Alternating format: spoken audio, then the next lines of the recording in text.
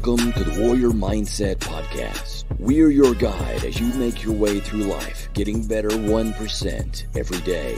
We believe that life is lived and true victory won through adversity. Nothing easy is ever worth it. We believe in the warrior ethos and support those that choose to walk that path.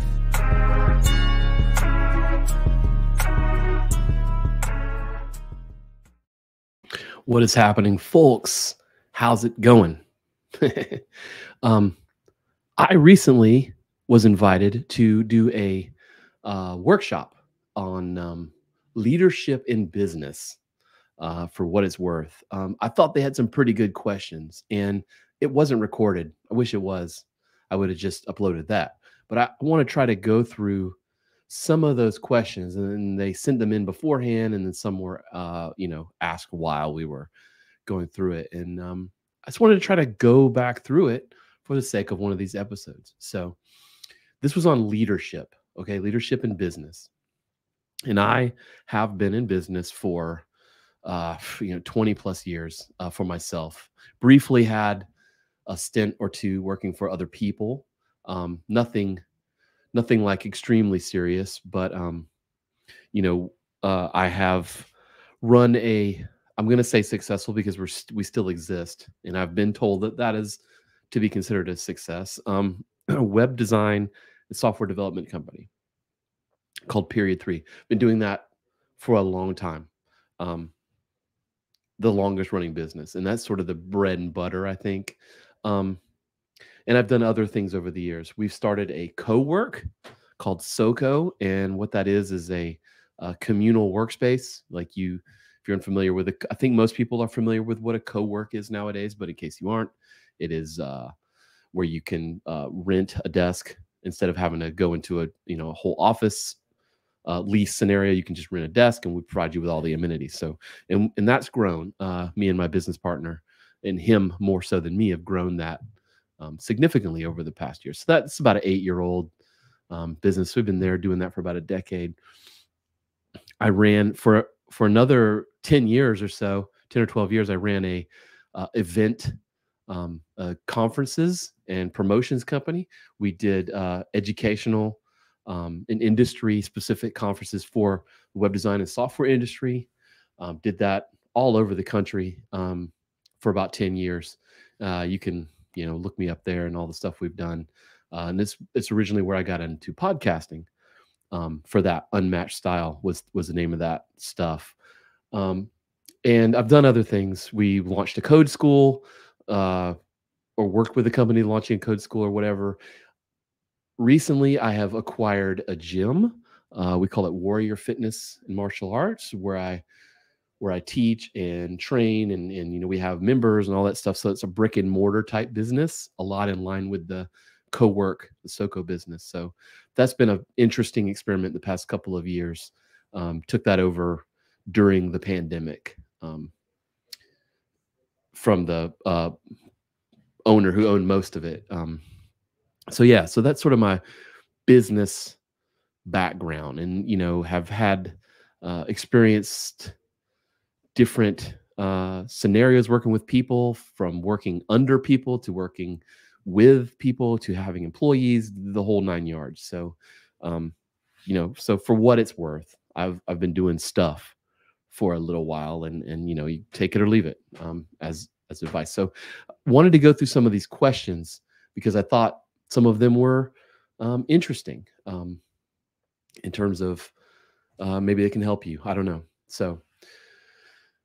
One of the first questions was, can you share a personal story about a time when you had to step up as a leader and what you learned from that experience? I can only tell stories about things I've done. So, and I don't remember the year, and I should have looked it up between doing that workshop and now, but we were part of we got sued. We were doing business in another state, in Texas to be specific. I won't go into any more details than that. It's not that I can't talk about it. It's just that, it doesn't matter. But we were sued, but we were part of a larger lawsuit. And from what I've learned, they call it a scorched earth approach where there was an individual working in the company that had hired us to do some work, and the owner of the overall business or whatever sued everyone that that person had been involved with, I guess trying to get them in some sort of get them in so they lose or what, I don't know, but to just get people in the crossfire. So we were in the crossfire and we got pulled in there. So had to go to Texas to do depositions and things like that, and I had a day in court where it was thrown out. So we won, but the hard lesson I learned there was that no one wins but the lawyers, right? So I still had to pay close to $80,000 to get through that. So yay, I won, but did I really in the long run? I don't know. Andy Frisella with First Form will call that tuition, the business tuition, life tuition. So it's all the things I learned from that of how to make sure that contracts are clean and you know who you're dealing with and stuff like that before you get in bed with someone. And being in business with someone is getting in bed. What I learned about liability in terms of agreeing to do work for people, there's liability attached to that. And this was not super early on in my self-employment career, but it was earlier now that I've been doing this for 20 or so years, in the first half portion of that. So I had to step up. We had to make some hard decisions and decided to fight, and to keep everything still going while we were doing that was really hard. So yeah, that's a time when I had to step up and provide leadership in terms of keeping everyone sort of focused on the long-term goals, and that we would just get past that, and sort of absorbing all of that negativity so that it didn't spill out into the other team members and stuff. And we had 3 or 4 employees at that time, professional software developers and designers and things like that. So that was not fun, but I don't know that I have any direct experience other than you don't want any piece of that, So if you ever are, in that sort of scenario, and I will say that I think that the person suing was not going to negotiate or discuss anything. They definitely just, all they wanted to do was sue people and cause a ruckus, basically take people down. They wanted to put us out of business because we were associated with the other individual. So, that was their goal. And so I guess we did win. So, never give up. Like at a certain point, it would have gotten too expensive. I would have had to have given up, but we did. So we made it through. So for what that's worth. So another question was, in your opinion, what are the most important traits or qualities of a great leader? And that would have changed over the years. Early on I would have said different stuff, but now I'm older and I've been doing business for a long time. So I would say patience, empathy, detachment, and humility. I wrote those down that was one of the ones they sent in beforehand. So I wrote those things down. So I think you need to have a really good sense of patience. You need to be able to make your plan and realize that it's not magically going to happen overnight. I'm not a multi-millionaire, and I would have thought I would have been on the day one of starting this business. Not from that one business. It's just how it goes. Maybe you are, maybe not. I don't know. But patience, right? Patience in your approach, patience in your decision making, patience in the people that work with you and for you. It's just important. And then along with that is having a sense of empathy for others. And that's, it's a fine line, because you need to have empathy for, especially if you have employees, for those that work with you and for you. You need to understand where they're coming from and their desires in life and all those other things. And you have to walk that line of not letting that sort of walk all over you and not dictate all your decisions, right? You still have to run the business. You still have your own, you know, dreams and desires and things in play as well as theirs. And you have to balance those things. But first and foremost, you have to see that. You have to be able to see that in other people. You can't be so wrapped up in your own day to day in your own. You can't be so far in your own head that you just can't see that in other people. And I've worked with people that are like that, and it's not fun. And I think probably you have too. Um, Detachment. This was something that I never really thought about until I got into reading and listening and watching Jocko Willnick's podcasts and stuff. And he has the whole, and I've done a couple, I'll try to link them up on detaching, being able to detach, which is being able to be in a situation, whether it's good or bad or sticky or whatever, and being able to sort of pull back and see that macro, that 30,000-foot view of everything going on around you. You have to remove yourself, remove your emotions, like almost look at it like you are watching it as a third person, right? So like, what advice would you give someone else that comes to you with the problem that you're, or the thing that you're in? Like what advice would you tell them? Well, you know, you're able to do that because it's not you. You are detached from it. You're not in it like they are. So the ability to foster that within yourself, to be able to do that, you know, on the fly or however much time you need or whatever, it's very important. And, you know, not leading your decisions with emotion is very important. I mean, sometimes you need it, but I think most of the time to make really rational, solid decisions, utilizing, you know, patience and empathy, I think is pretty important. And the last one is humility. And that is that, you know, you're not always right. You're not always wrong. Everyone else isn't always right and everyone else isn't always wrong. And balancing all that is hard. It's difficult to lower your ego shield enough to. I was just on another podcast talking to someone about, you know, the reason why this person went into business, and it's the same reason I did. Is that I thought, you know, I'm going to do this thing because I can do it better than everyone else, because it's me, because I'm awesome and I can do it better. I think that's like 90% of why people probably start a business, you know, because you could do it better. And that's ego that's sort of pushing you. And that's not a good or a bad thing. But at a certain point, you know, you do realize that it's not going to grow without you. I mean, it's not going to grow with just you. You have to get it to a point where other people can help you, where you trust other people, all those other things we were just talking about. And so you have to lower that a little bit. And also just approaching things with patience and empathy. It requires a level of humility um, to be able to do it in the first place. And you have to work on that. You have to build a certain level of self-awareness to see where the ego becomes negative in you, right? And also where it becomes a positive tool. You have to practice that. And how do you work on developing these qualities in yourself? I do those through learning, right? I listen to other people. I have mentors. A big source for me over the past 10 years or so has been Coach Mark Divine. And I talk about him all the time. And people are probably sick of me talking about him. The whole range of, you know, didn't know I existed. I was just watching his videos to reading his blog to I actually had the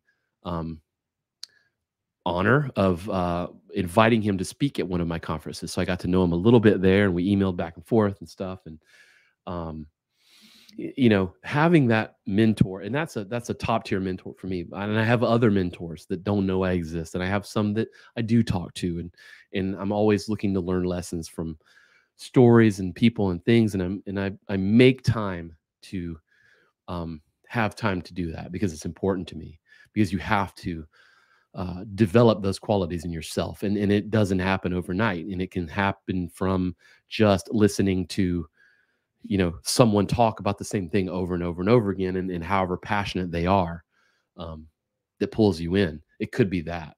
That's what it is for me. All right. What strategies do you use to communicate effectively with your team and stakeholders? I don't have a ton of strategies. I've been to workshops before and conferences, and they've had like sessions where they talk about this sort of thing.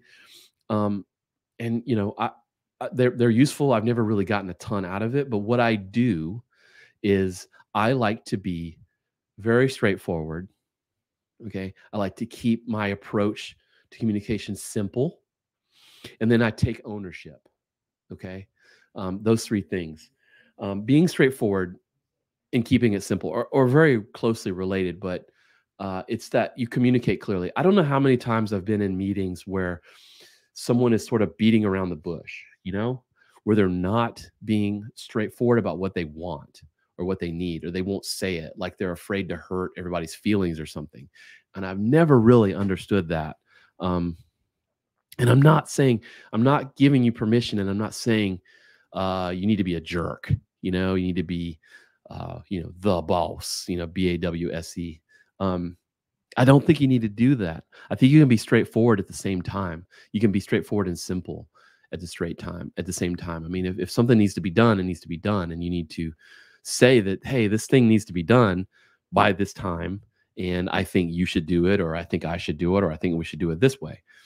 And that's where your humility comes in, to then be able to, listen and adapt your plan and all that stuff. But like, you do need to be straightforward about it. And it does drive me crazy when people aren't straightforward. And then along with that, when I communicate externally, um, like say something as simple as sending an email, I will write it very clearly. I will write it in a sentence or two, right? I've worked with people that they'll send you like a whole book, and I will tell you right now, I won't read it. I'll just file it away, and I'll wait till I talk to you in person, because it's probably too much.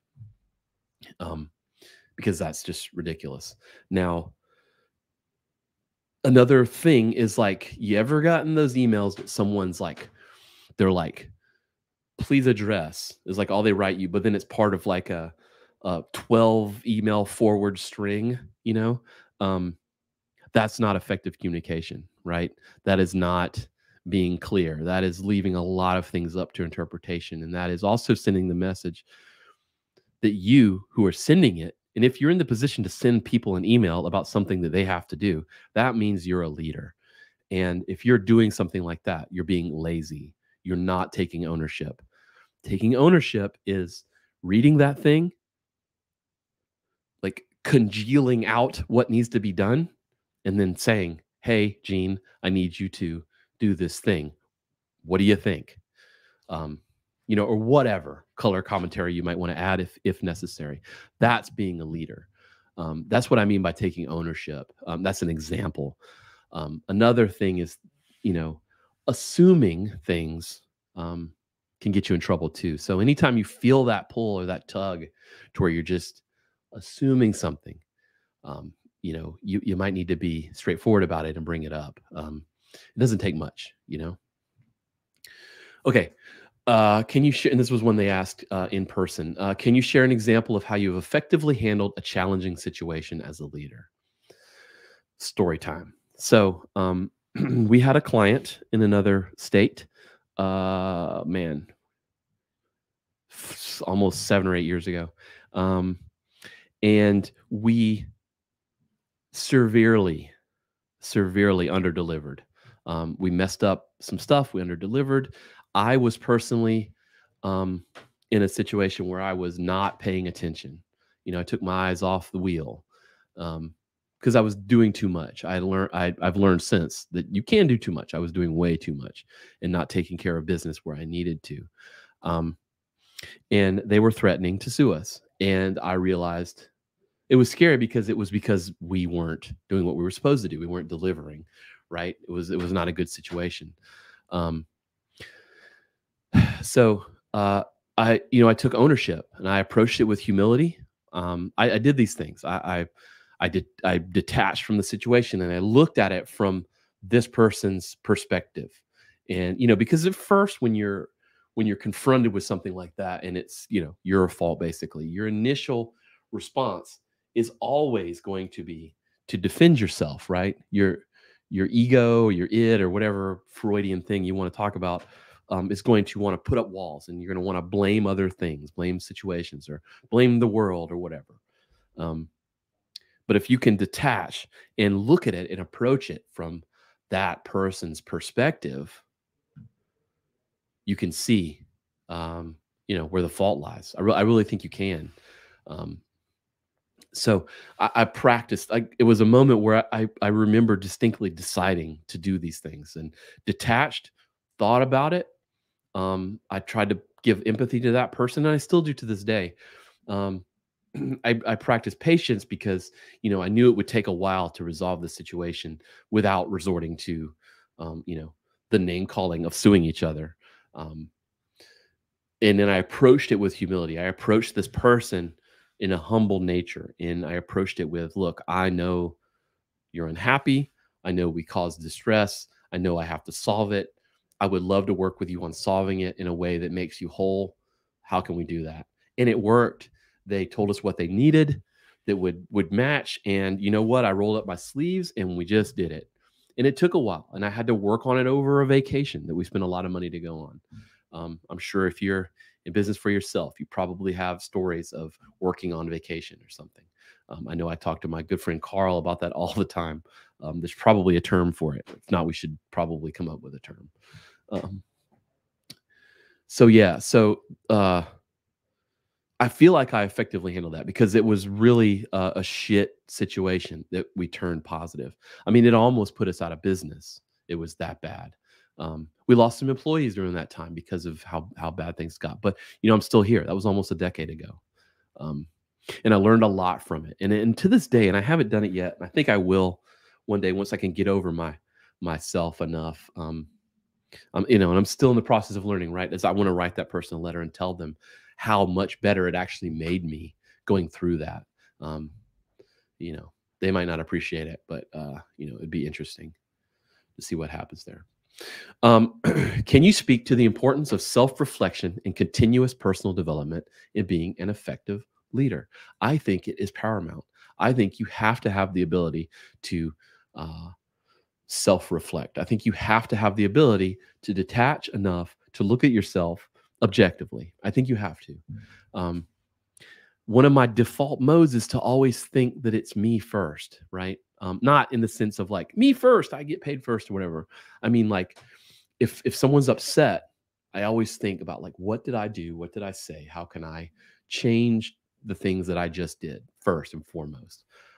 Usually, if you go through that little, rundown, you can see where the emotion might be falling first. It's in, if you're trying hard, you could see that it sometimes it's on the other person, and then you can just practice a little empathy and see how you can deal with it without it coming to like name calling.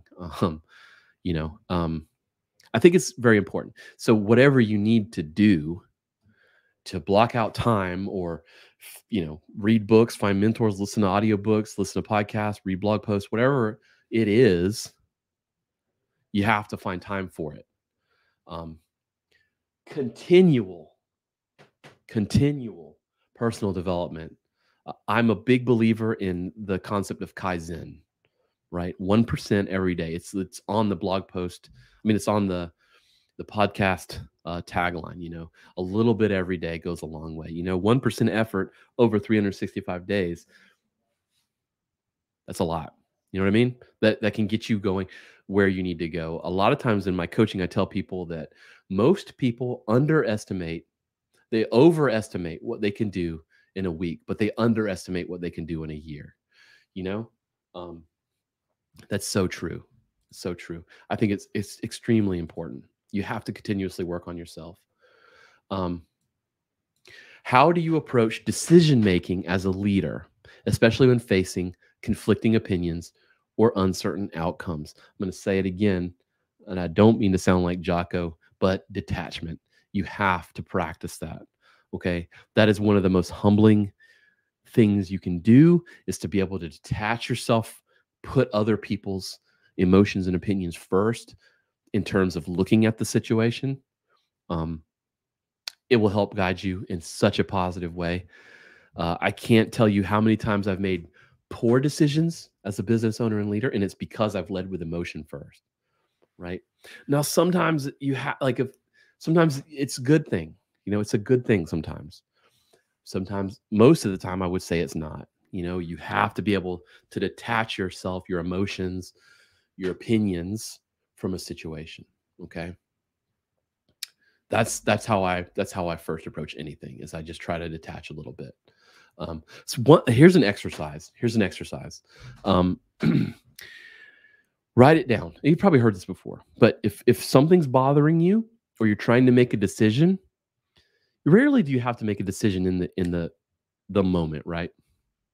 Like a self-defense situation, maybe you do, but even then, we can discuss how you should have had sort of like, a little loop in your mind to approach that thing before you were in that situation to know what you were going to do. Different podcast. But um here's an example of what you can do. So write it down. Like write it all down. I mean, if you don't want to write, you can like literally on your iPhone, you can record an audio note. I've done that before.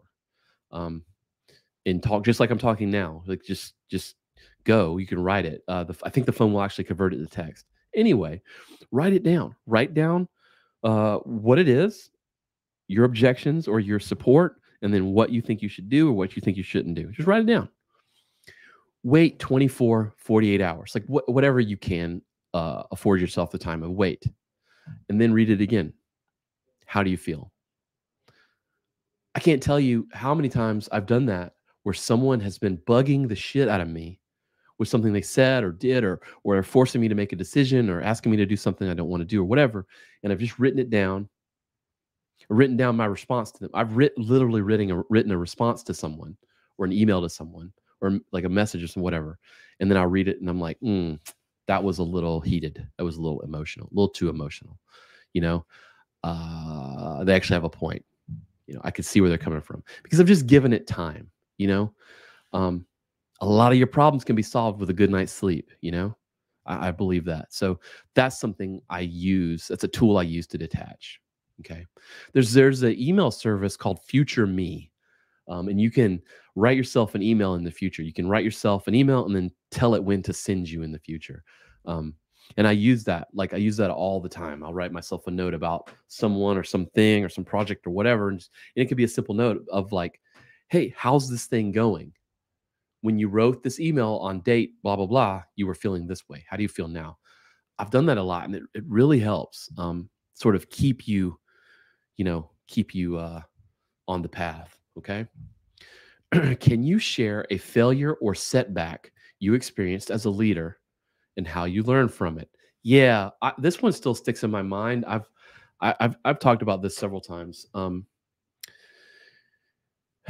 talking about being straightforward. This was early on. We had five employees, including myself, so 5 or 6 people. And we got approached to work. This was the web design software development. We were approached to work with a fairly large client. They had a healthy budget. Okay, very healthy budget. They were paying above premium. And they put out an RFP for work. So an RFP is response for proposal. So I saw it. We got it. Some people I knew asked me, "Hey, you know these people? Whatever." And so I didn't even send one in because it turns out no one wanted to work for this group. Now it was a political group, and I don't want to turn this into a political discussion. It's not. I'm just talking at you, but I don't want to make this about where you stand or whatever. I don't really care. It doesn't matter. But it was a political action group, right? Now they call them PACs or whatever. And they wanted to build this website, this messaging platform and stuff. And now this was right around the time when blogs were sort of big. It was a very web 2.0 early on world.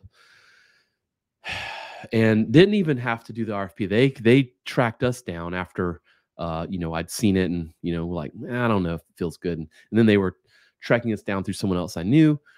And I met with them and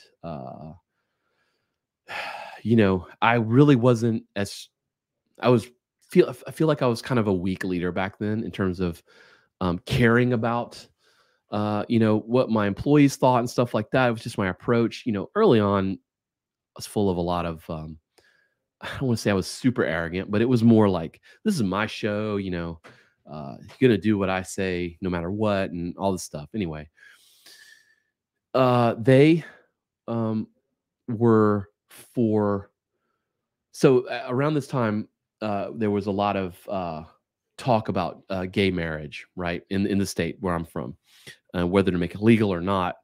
And this political action group was against that.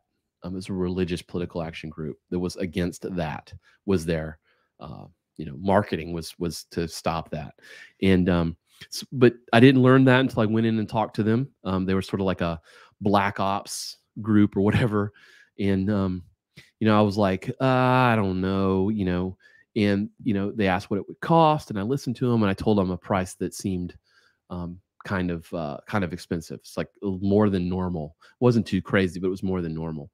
And they asked me to send that in, and I sent them an email in later with that on there. And they were like, okay, we'll do it. And I was like, shit, I don't really want to do this.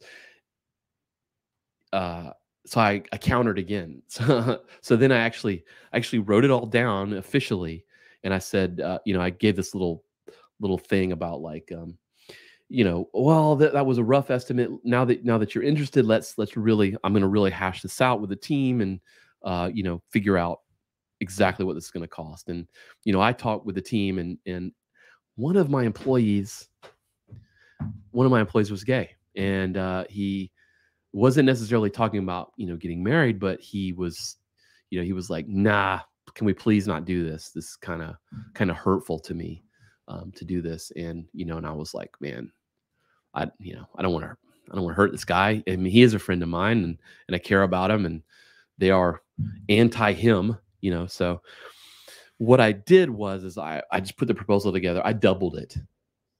Like, I doubled the original price that I told them, thinking they would just go away. They accepted it. And I did a really crappy job on the proposal too, but they accepted it. They were like, "Oh, that's crazy, but we really need this done. No one will do it. We'll accept it." And then I had to, then tell them, "Well, no, we don't really want to do it." And they were pissed. They were insulted because I'd wasted their time. I'd played with them.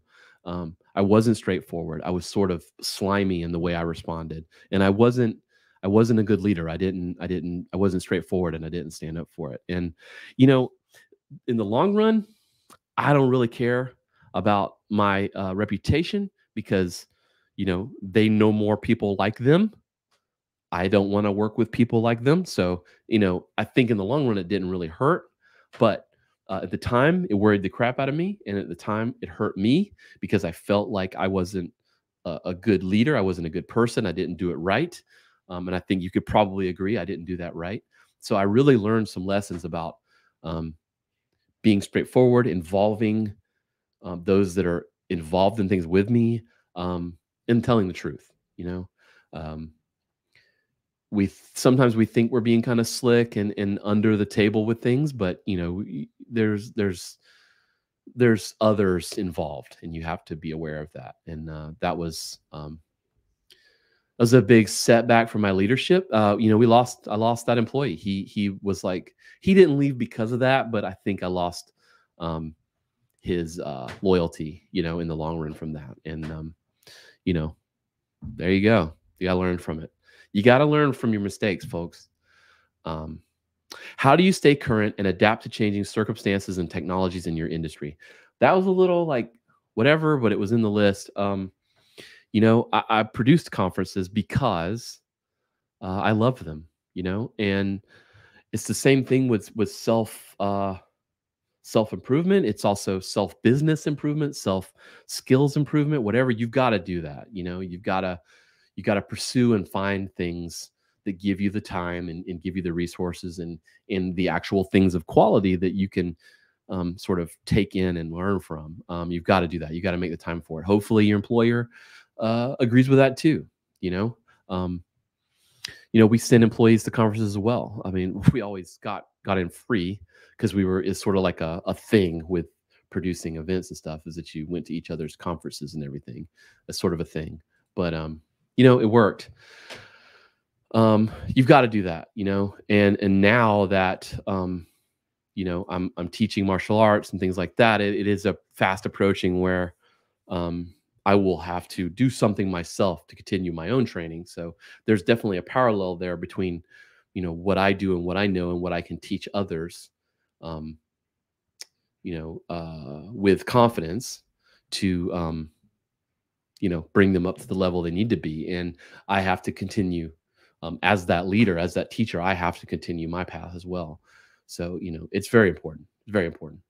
Um, the last question was, what are some of the biggest lessons you've learned about yourself as a leader? Um, I have learned that there's things that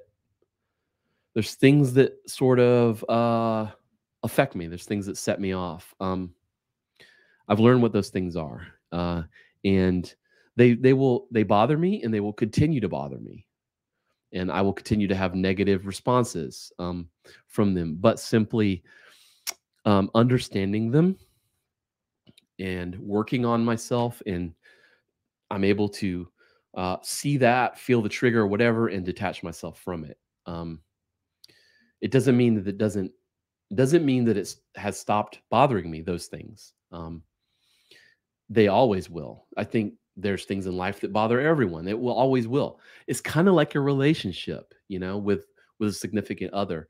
At first you're in love, so nothing matters, right? It's all great. You're trying really hard to impress each other and be together and overlook things. But then after a while, for a decade or so, there's things that you do that annoy the crap out of them, and vice versa. And it just comes down to a point where, do you respect that person enough? Do you love that person enough to realize the shortcomings in yourself of those things? And I'm talking about a good relationship. I'm not talking about one where one is maybe abusive or whatever. We're not talking about that. That's not what I'm talking about.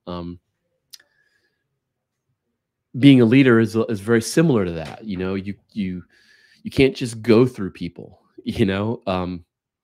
because you'll wind up being alone after a while. You have to work on those relationships with those people that you work with, you work for. Maybe it's employees, maybe it's clients, whatever it is, customers. And I think that's where that humility comes into play. You have to work on that. You have to continue to hone that edge of humility. And it's a spectrum, right? We all operate sometimes without it, and sometimes we operate with it, and it's a real thing. I think it's important to being an effective leader, because there's two ways to lead people. One way is to lead with like a sense of fear, I guess, where they do what you say. And it's sort of like you pushing people, or instructing people. And then there's the other way, which is they follow you because you are someone that they respect, and someone that they want to be like and emulate and learn from, and they want to go where you're going. They can see that you've set goals and you're working towards them in a positive way, and they want to be part of that. Sometimes it takes both, right? But I think the latter, being that good leader that people respect and want to follow, is far more rewarding, and I think it's where everyone wants to be. So there we go. I don't know if that was helpful. I hope so. Again, I wish I would have just recorded that thing, because it was a lot cooler being in front of people than just being in front of a video. But I get to talk to you, so that's cool. That's all I got. So if you like the show, love it if you'd share it. That's how it grows. And man, that would be so helpful. I am very respectful of you coming here and listening to me go on about this stuff. I really appreciate it. There's lots of shows that you could be listening, lots of podcasts you could be digging into, and you chose this one. So I feel special. Once again, thank you. And until the next one, get after it.